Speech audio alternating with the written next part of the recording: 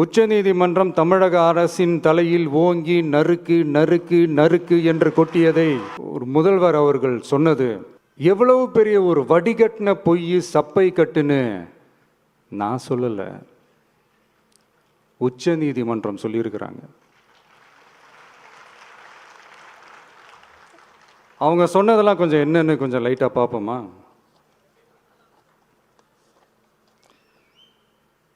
The comments which have been made before the media by the top officers of the police department may create doubt in the minds of the citizenry on impartiality and fair investigation.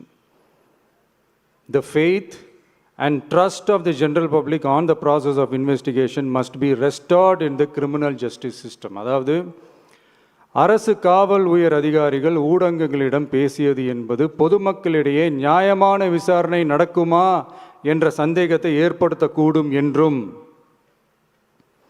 நியாயமான விசாரணை மூலமே அந்த சந்தேகத்தை மீட்டெடுத்தே ஆக வேண்டும் என்றும் உச்சநீதிமன்றம் தமிழக அரசின் தலையில் ஓங்கி நறுக்கு நறுக்கு நறுக்கு என்று கொட்டியதை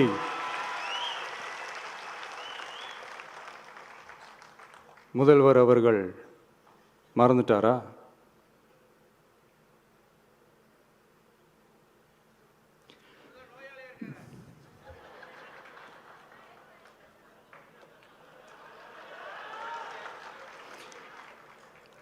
மாண்புமை சென்னை உயர்நீதிமன்றத்தின் மாண்புமிகு நீதியரசர் SIT அமைத்து உத்தரவிட்டார் அல்லவா?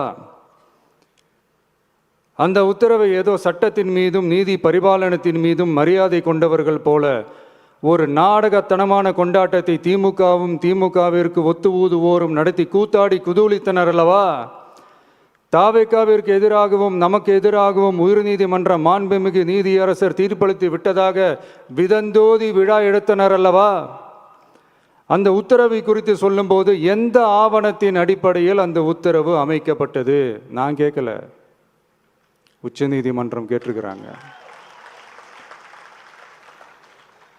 The judgment is completely silent about how learned single judge arrived at such a conclusion and what material was pursued by the court என்று உச்சநீதிமன்றம் உரத்த குரலில் கேள்வி கேட்டது.